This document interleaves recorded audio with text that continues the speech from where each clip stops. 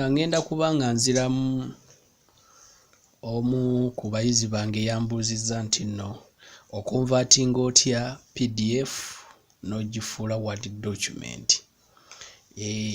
Ekibuuzo ekyo ntera nnyo kifuna, naye leero ngenda kuba nnyongera n'okulaga engeri gy'osobola okukonvatinga Word document ng'ogifuula PDF, kubanga waliwo scenarios ezimu nga bagamba nti twagala uploading PDF yokka oba tuweereze PDF yokka, naye nga bye bakusaba ate gwe babitayipinze mu Word document. So tugenda kuba tukiraba. Tugenda kutandika ne converting PDF to Word. Tulina PDF yaffe wano, Kasima Nelson. Yes, PDF yange yaffe ogiraba. So twagala PDF. Scenario ki wo convertingira PDF to Word document? Oyinza okuba nga ekiwandiiko kino oyagala okukyeditingamu. Oyinza okuba wakifunye ng'owulira wandyetaaze okukyeditinga. So naye nga waliwo engeri endala, naye olina okuba nga omanyi graphics, kubanga Adobe Illustrator amenya PDF n'osobola okugyeditinga, naye si buli muntu tasobola okukozesa Adobe Illustrator. So twagala tulabe engeri gye tugimenyamenya ne Word document, nemanyanga ne Microsoft Word, nefuuka Microsoft Word document.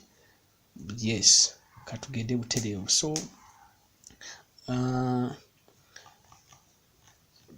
tekiri ku nsonga yonna nti oba erimu ebifaananyi oba terimu bifaananyi. Buli PDF oba osobola ogifuula Microsoft Word document. Kyetugenda okukola okusookera ddala, tugenda kujja document yaffe eno. Process eno oba trick eno ekola ne Microsoft Office version ya 2016. Yes, bw'oba tulina version ya 2016, I'm not sure oba 2013 esobola, I'm not sure oba 2010 esobola, kubanga ye 2007 kyali asobola okukola kyali kimu. Wali olina ka plugin ko installinga nesobola okweexportinga Word document negifuula PDF. Naye kaakati abantu sisuubira nti bakyayagala nnyo okuinstallinga third party softwares ku computer zaabwe.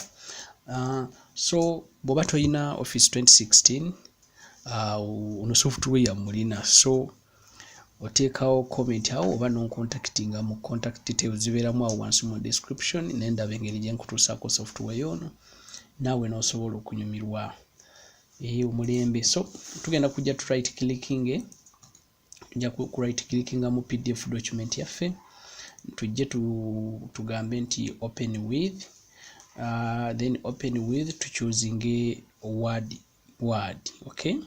Naye Word waba tali among the applications eziri wano, ojja n'ogamba choose another app, no scrollinga mpaka ng'ofunye Word.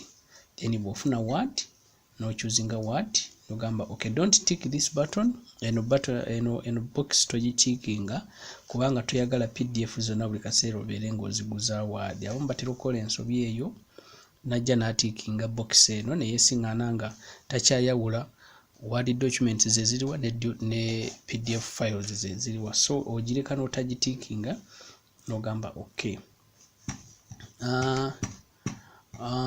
Word yaffe bw'ebikkula bweti ereeta ka notification kano. Ka notification kano kakubuuza kagamba nti Word will now convert your PDF to an editable Word document. This may take a while, resulting just eno notification ebeera ng'ekulabula nti PDF bagenda gifuula editable. So kiyinza okulwawoko PDF singa ebeera ng'erina pages empitirivu, kisobola okulwawoko. Naye bw'eba PDF terina pages empitirivu, gw'ojja buzi n'ogamba okay. Era mu kaseera mpaawo wekaaga boom ndowooza olaba pdf yaffe olaba waggulu wano emaze okufuuka word. So tekitwala budde bungi ate era ng'eri editable ndowooza olaba fonts zonna osobola okwongerako tugeze singa intention yo ddala ate nga kyensuubira singa intention yo ddala yabadde yakujja editinga osobola okwongerako byonna by'oyagala. Yes, so katwiki kangu nnyo naye ekyenjagala omanye like byolina okumanya nti kino kikola mu office owa Word owa office 2016 n'okudda waggulu. Versions ezowansi I'm not sure sikigezangako naye nga mu version eno kikola ddala bulungi nnyo. Yes, so I would like to convert a Word document into a PDF file. So kyetugenda okuddamu okukola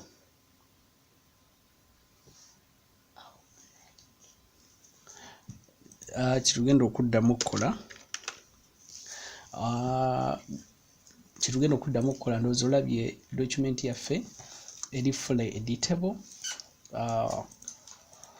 Osobola okugyeditinga engeri yonna gy'oyagala.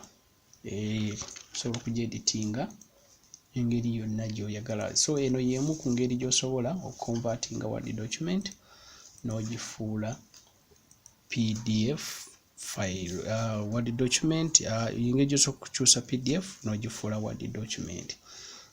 Kati twagala tulabe ate oddira otya because file eno tugenda ku eno document yaffe tugenda ku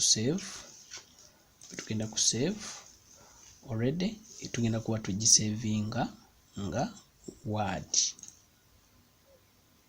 Era bwe tukebera mu destination gye yabadde katusooke tu closing eno tukebera mu destination kati tulinayo file bbiri, tulina PDF tulina ne Word. So ngenda ku deletinga PDF file because eno PDF file yennyini gye tufudde Word. So ngenda gideletinga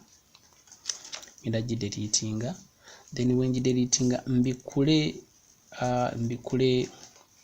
Word document gye twamaze okusavinga ngenda ku right clickinga njibikule Word document gye twamaze okusavinga. So twagambye nti tugenda kulaba engeri gyo convertinga ate Word yo nayo n'ogifuula PDF. Amawulire amalungi gali nti teweetaaga era software yenna, teweetaaga additional third party software ku computer yo. Office bino yabyongeramu munda biri already inbuilt. Ngenda kunyiga F12 ku keyboard yange. F12 ekolanga save as. Yes, F12 bwe nyiga F12 olabe poppinga ka save as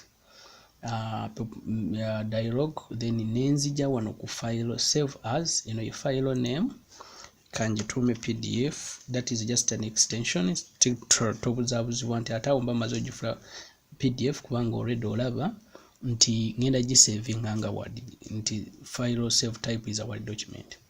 So kyenjagala okole ojje wano ku drop down okirikinge ku drop down onoonye save it as a PDF. So kalabye so kiri already inbuilt Word document eno singa ebadde oba application nga njagala kugiweereza omuntu nga yaŋŋambye nti muweereze PDF kyangu nnyo nzija buzi wano nenkyusa okugijja mu Word document nengifuula PDF. Bwe mmala nenyiga save. Tumala ogisavinga ng'era egipoppinga up. So weebale kulaba teweerabira ku subscribinga wansi awo. Alina ekibuuzo kyonna okiteekawo mu comment section oba noncontactinga butereevu ku contact details zange ziri wansi awo mu description. Ate tuddingane omulundi oguddako. Mwebale kulaba.